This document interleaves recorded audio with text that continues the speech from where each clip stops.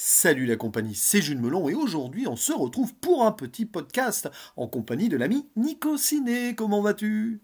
Ça va et toi? Bah écoute, ça va très bien et en plus on va vous parler d'un film alors sorti sur Amazon Prime, un film français là, le 25 mars il est sorti pour être exact. Je te veux, moi non plus, réalisé par Rodolphe Loga, Inès Reg et Kevin Debonne. Et alors, autant le dire de suite, d'habitude on ne spoile pas notre avis comme ça d'emblée, etc. Mais franchement, c'est l'un de nos coups de cœur de ce début d'année. Peut-être le meilleur film qu'on ait vu d'ailleurs en 2021 à date. Nico, je pense que Oui, oui, oui. oui, voilà, Franchement. c'est tellement magistral. Alors, franchement, non, pas du tout. Poisson d'avril. Non, franchement, bon, hein, sans vous spoiler encore notre avis, c'est pas vraiment dans la catégorie des films réussis, malheureusement, que ce métrage français, qui n'est pas la première réalisation de Rodolphe Loga, qui avait fait notamment un bon film, La Source. Voilà. Oui, que j'ai vu au cinéma, mais je sais pas si tu l'as vu toi du coup. Ah non. Par contre, les D'accord. co-réalisateurs, Inès Reg et Kevin Debonne, débutent dans le cinéma. Inès Reg étant une humoriste qui s'était faite connaître par les trucs de paillettes. Là, j'ai pas trop compris l'idée, mais bon, pourquoi Mais pas. faut te dire, je la connaissais pas avant ce film. Voilà, Donc, donc bon. Et puis Kevin Debonne, c'est son mec. Et les deux, donc, racontent leur vie, hein, clairement, dans ce film. On retrouve aussi au casting, quand même, citons-les, Fadila Belkebla, qui joue la mère et qui avait joué dans Les Tuches. Et citons aussi la présence de Michel Garcia, qui joue une autre mère d'ailleurs, enfin, il me semble, oui c'est ça, la mère de Dylan, et qu'on avait pu voir dans La Doublure, Le Placard, ou oui Monsieur Batignolles, j'allais dire Madame Batignolles, oui elle était dans Monsieur Batignolles, et elle avait pu faire film depuis 7 ans. La pauvre, pourquoi est-elle revenue ici? Dans un film comique, dramatique, romantique, on ne sait pas trop. Est-ce qu'il a vraiment un style, ce film? Allez, on va dire comédie romantique, qui raconte l'histoire de Nina et Dylan, qui ont 28 ans, hein, grosso modo, des meilleurs amis, voilà, meilleurs amis depuis l'enfance et tout. Sauf que Nina vit à Paris, elle est avocate, et Dylan, il est serveur dans un bar, je sais pas quoi, à Biarritz. Et bon, bah en fait, amis d'enfance, mais ils ont toujours été plus ou moins amoureux l'un de l'autre. Et donc dans le film, on va essayer de suivre leur potentielle première vraie relation amoureuse, voilà là, suite à un gros chagrin d'amour de Nina qui s'est fait un petit peu, pas tromper, mais bon, son mec s'est inscrit sur une application qui s'appelle Pick a Dick. Vous voyez la subtilité du truc déjà. Son mec d'ailleurs qui s'appelle Maître Boulard, peut-être un hommage au prof. Eh oui, tu sais, Boulard dans Kevin Adams qui jouait. Kev Adams ou Kevin aussi, bon bref. Et du coup, bah, il va se passer plein de choses. Ou pas. Pour un film particulièrement étrange, sorti donc sur Amazon Prime, dans la droite lignée peut-être de Brutus versus César au connecté. Bon, j'ai dit étrange, c'est pas le mot. Je te laisse donner ton avis, Nico, parce que voilà, poisson d'avril, mais et, on va pas rigoler ou on va, je sais pas si on va rigoler en alors fait. moi, ce qui m'impressionne avec Prime Video, avec les films français, c'est quasiment à chaque confinement, on se tape un film de merde. Oui, Comme on a, bon, encore force, je trouve que c'est pas si horrible que ça, c'est pas terrible. Mais ouais, bon, qu'on a eu pendant le premier confinement. Bon, pour César, c'était dans le pré-confinement, on va dire. oui, Après, on l'a eu connecté pendant le deuxième confinement. Et là, on a ce truc. Et je vais être honnête, c'était tellement d'un ennui mortel, d'un enfer sans nom, que j'avais presque envie de me faire écraser par un autobus de 2 étages. ah oui, Tellement que je vivais un calvaire, j'avais limite j'avais envie d'écraser des gens. Parce ah, que c'est ces deux personnages qui sont en plus nuls, qui ne savent pas jouer. On en a vu des films de merde, hein, j'en ai vu, hein, mais pour jouer aussi mal, c'est quand même aberrant.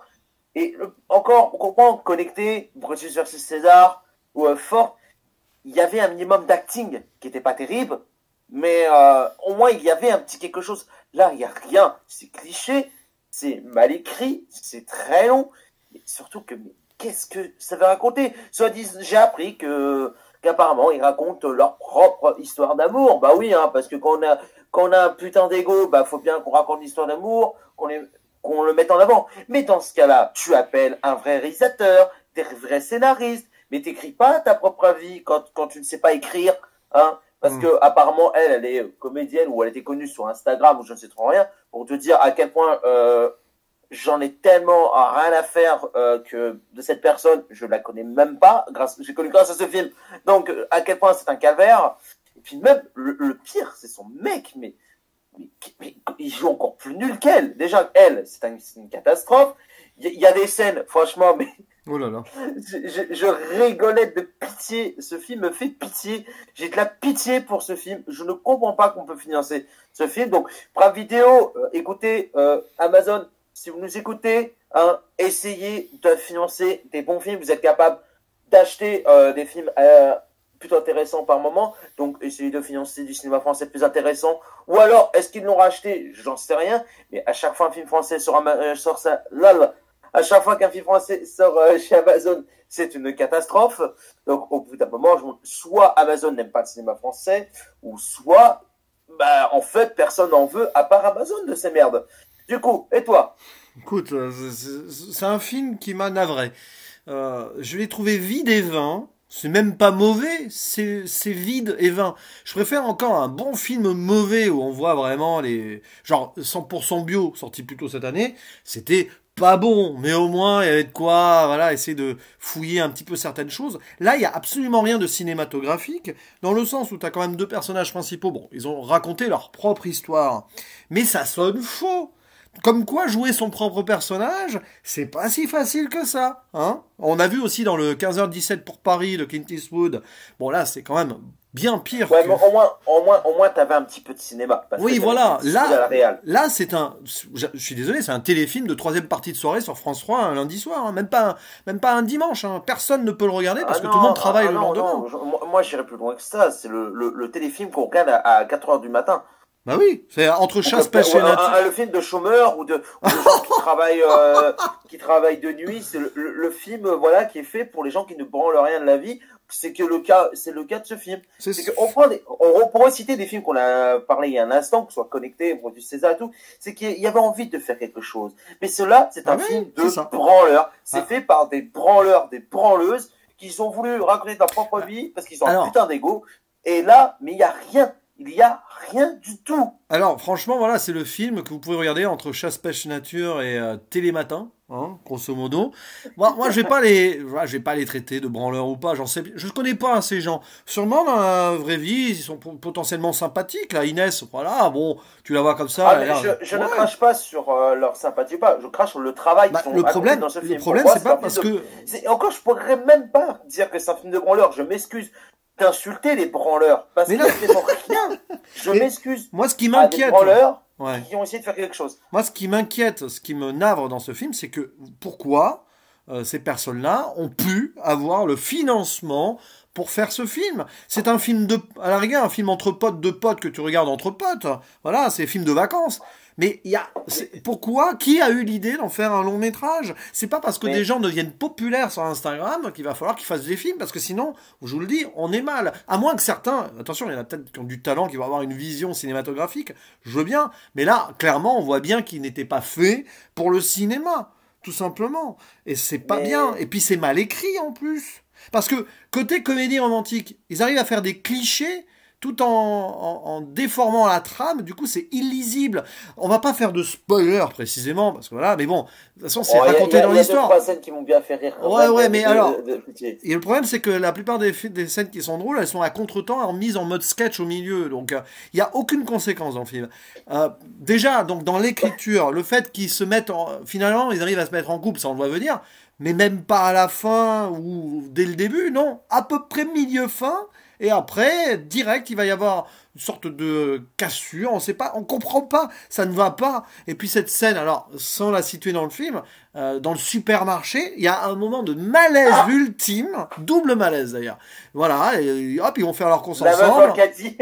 Ah non, mais les courses ensemble, à un moment, voilà, porte-moi pour que je rattrape le PQ, allez, on fait du cheval dans le supermarché, puis après, elle agresse la caissière. Pourquoi? Enfin, la caissière les agresse aussi, d'ailleurs, on sait pas pourquoi. C'est gratuit. Je me suis dit, tiens, la caissière, c'est peut-être une ex et tout, il va y avoir une histoire. Pas du tout. C'est gratos. La caissière, elle fait ça en vrai, elle perd son boulot. Clairement, hein.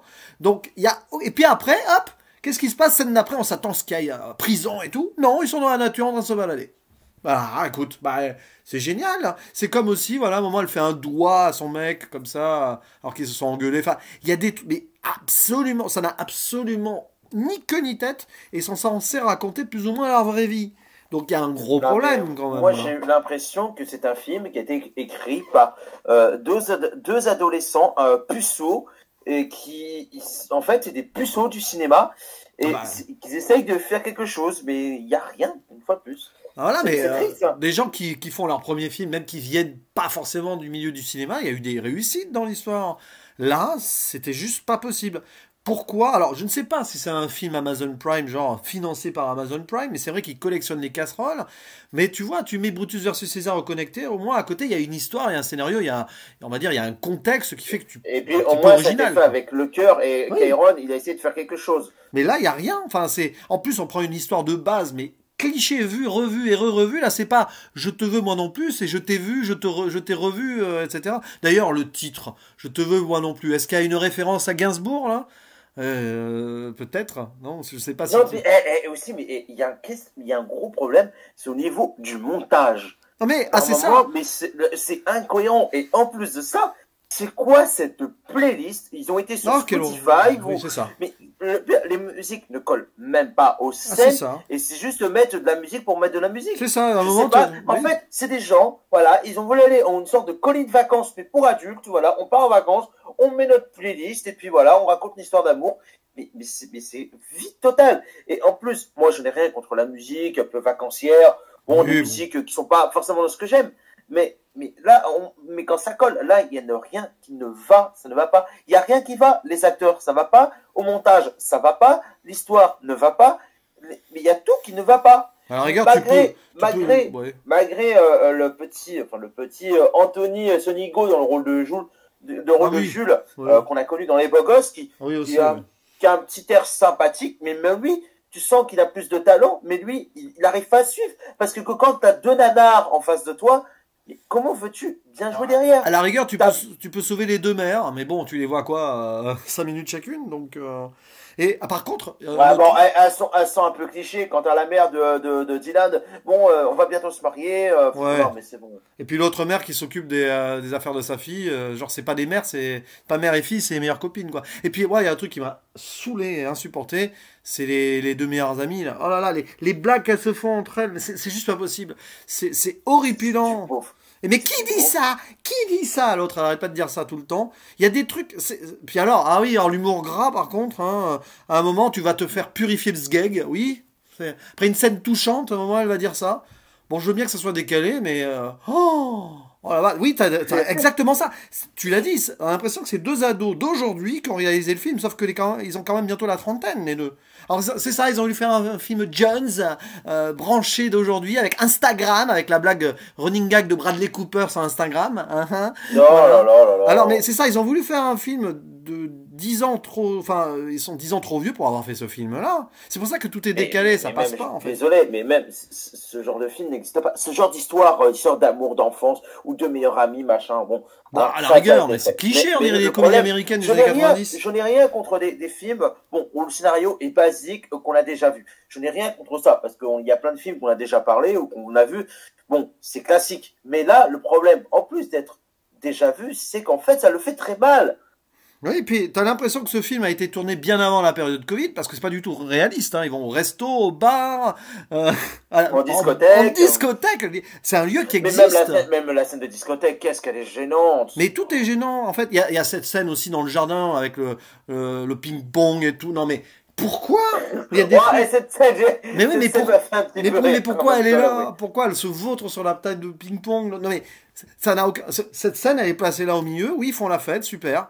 Mais on s'en fiche de voir leur vie où ils font la fête. Il fallait peut-être écrire d'autres choses, quoi. Je sais pas. Là, Ah, moi, je n'en ai rien contre, voilà, que des potes qui Ouais. fassent la fête, hein, mais Oui, bien le sûr. problème, c'est que là, ça essaye de.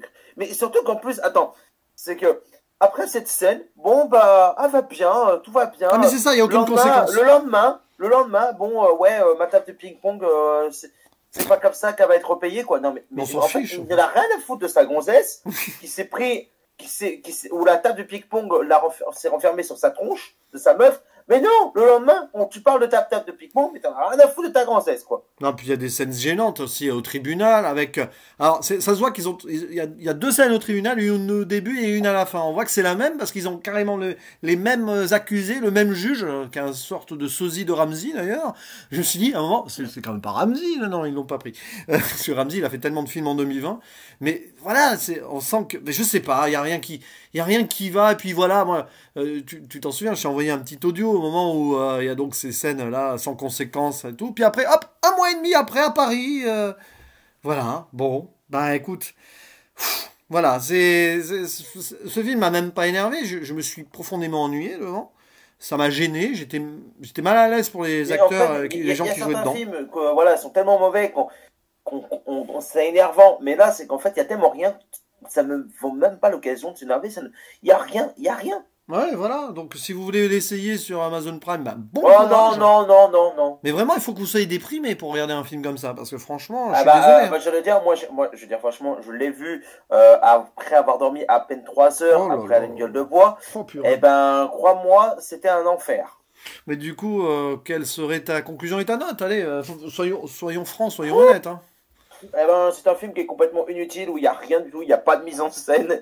Il y a pas de mise en scène, les acteurs sont tous mauvais, l'histoire elle est pas bonne parce que bah, en plus c'est vide et puis mais c'est cliché, puis c'est gênant, j'étais gêné, j'avais presque de la pitié pour eux. Donc ouais, pour moi, allez, à la base j'étais parti sur un 2 sur 10, mais bon, je suis encore généreux, donc pour moi on est dans le 1 sur 10. Oh, je vais rester à deux, moi, quand même. Pourquoi? Parce qu'il y a des moments, voilà, de belles photographies dans la nature, Biarritz, voilà, c'est...